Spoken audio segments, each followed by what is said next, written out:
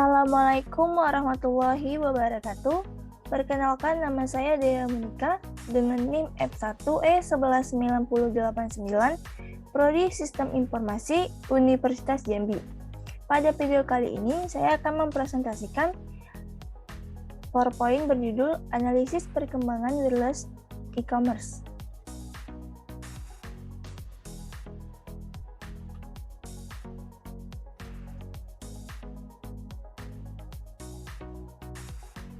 Berikut adalah poin-poin yang akan saya bahas. Yang pertama, ada definisi dan wireless e-commerce. Definisi dari wireless e-commerce. Yang kedua, keuntungan dan kerugian dari mobile e-commerce. Yang ketiga, isu teknologi mobile e-commerce. Yang keempat, sistem kerja mobile e-commerce. Dan yang terakhir, vendor mobile e-commerce.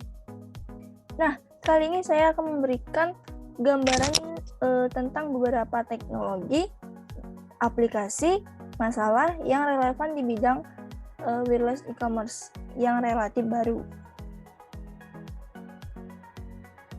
Yang pertama ada mobile device. Mobile device adalah device yang digunakan untuk menghubungkan layanan mobile wireless device yang beredar seperti sekarang ini. Layanan yang mobile device yang beredar pada saat ini yang pertama yaitu ada telepon wireless atau pesan pribadi pagar device. Kemudian ada laptop atau personal digital assistant atau PDA. Kemudian ada teknologi VHS mounted atau teknologi kendaraan terpasang. Kemudian komputer handheld wireless enable atau juga disebut pocket atau palm top atau komputer tabel. Nah, berikut adalah definisi wireless e-commerce. Apa sih definisi wireless e-commerce itu? Definisi wireless e-commerce merupakan bentuk transaksi elektronik berbasiskan jaringan wireless sebagaimana halnya e-commerce. Namun, lebih mengkhususkan kepada perangkat mobile seperti smartphone, handphone, dan juga tablet maupun komputer jinjing yang biasa disebut dengan notebook. Mobile internet membawa revolusi terhadap cara bergaul dengan keluarga, tetangga, cara berbisnis, dan juga cara memperoleh hiburan. Mobile internet dipandang dari sisi bisnis, dikenal dengan terminologi mobile business atau M-business. Dan dari M-business ini lahirlah mobile e-commerce. Kemudian ada latar belakang munculnya mobile e-commerce.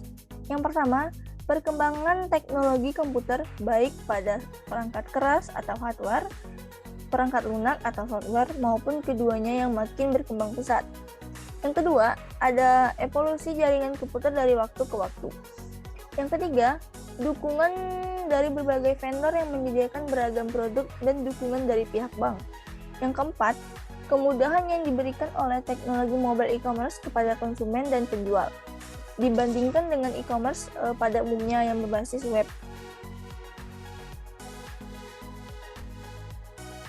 Keuntungan dan kerugian mobile e-commerce. Yang pertama, keuntungan yang pertama, kepuasan pelanggan, penghematan biaya, dan peluang baru. Yang kedua, menggunakan mobile e-commerce bisa di mana saja atau setiap saat. Yang ketiga, pemilik tunggal mempunyai pengendalian atas data, sedangkan mobile device dapat diselaraskan di berbagai perangkat. Yang keempat, mobile e-commerce dapat membawa penjual dan pembeli bersama-sama dengan mudah sehingga memungkinkan untuk mendapatkan laba yang lebih besar. Kemudian ada kerugiannya. Kerugian yang pertama, mobile device tidak biasanya menawarkan grafik atau daya proses suatu PC. Yang kedua, layar yang kecil dari mobile device membatasi kompleksitas aplikasi. Yang ketiga, masing-masing jaringan mempunyai pendekatan yang berbeda terhadap pemahaman mobile e-commerce. Kemudian ada isu teknologi mobile e-commerce. Yang pertama ada mobile client. Mobile client ini interaktivitas atau perangkat klien seluler yang saat ini paling penting untuk e-commerce. Nirkabel adalah telepon seluler, komputer genggam, komputer laptop, dan antarmuka yang dipasang di kendaraan. Perangkat hibrida sekarang sering muncul seperti persilangan antar ponsel dan perangkat genggam, kadang-kadang disebut dengan smartphone. Tetapi pertanyaannya, tetap seperti apa perangkat yang pada akhirnya yang merupakan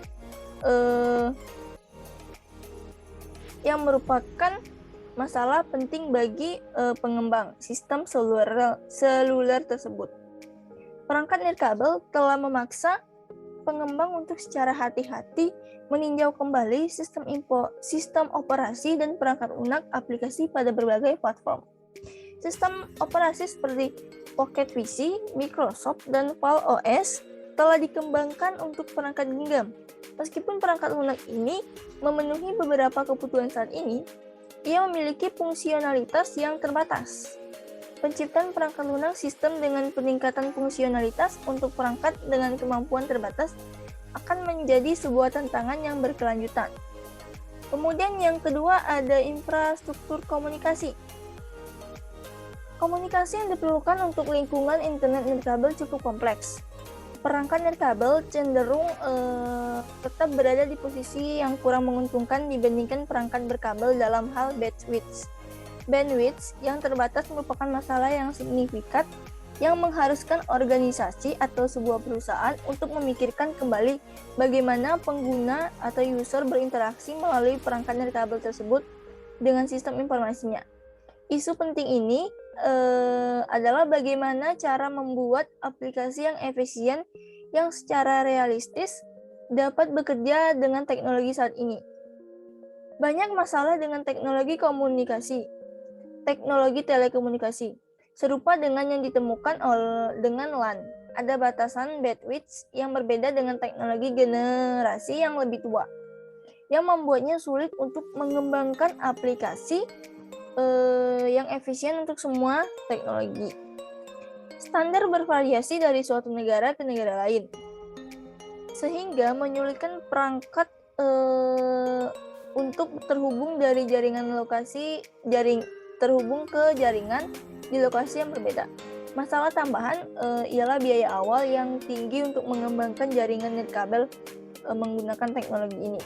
Kemudian yang ketiga ada teknologi lainnya. Keamanan informasi nirkabel adalah masalah teknis penting lainnya dalam mobile e-commerce. Pengguna dan organisasi akan menginginkan jaminan bahwa komunikasi dan transaksi nirkabel mereka tidak disadap. Organisasi yang menyiapkan nirkabel harus menyadari bahwa tidak ada batasan fisik yang membatasi jaringan mereka, dan bahwa orang dan perangkat di luar organisasi mungkin memiliki akses secara tidak sengaja ke sistem mereka. Lompatan frekuensi dapat mempersulit penyadapan komunikasi data. Teknologi enkripsi juga dapat membantu, tetapi perlu dibuat lebih efisien dan lebih mudah. Meningkatkan penggunaan perangkat nirkabel untuk e-commerce membuat masalah verifikasi identitas positif menjadi lebih cenderung penting namun lebih sulit untuk dipastikan.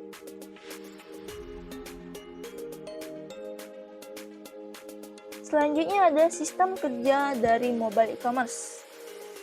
Yang pertama, pengguna mengakses aplikasi dan layanan mobile e-commerce dari perangkat mobile dengan koneksi internet.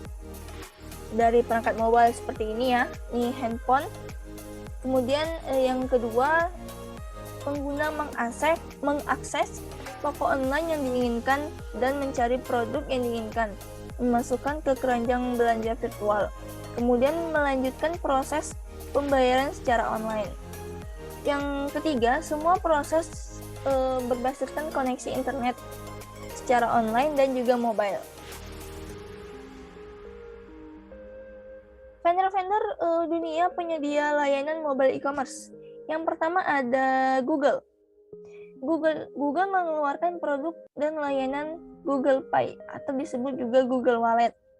Layanan dari Google ini terhubung dengan akun email Google kita. Kemudian yang kedua ada Bank HSBC. Bank HSBC ini dari Hong Kong menyediakan layanan mobile payment yang dimasukkan ke dalam jenis layanan mobile e-commerce.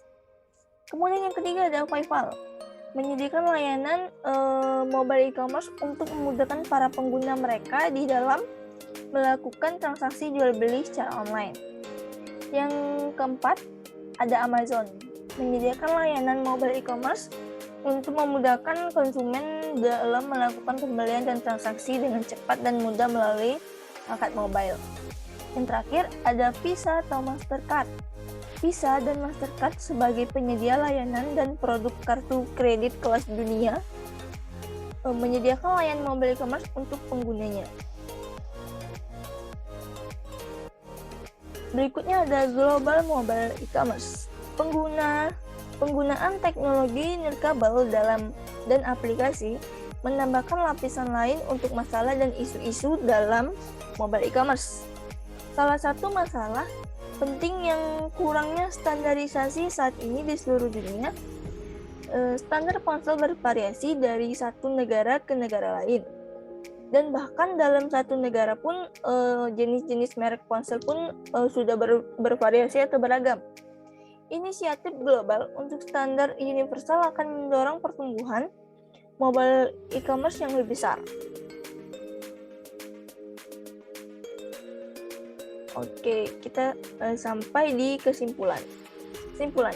Perangkat nirkabel terus berubah secara cepat. Meskipun tidak ada yang yakin apa perangkat nirkabel terbaik, pasti ada kebutuhan untuk memastikan bahwa perangkat dapat berfungsi satu sama lain.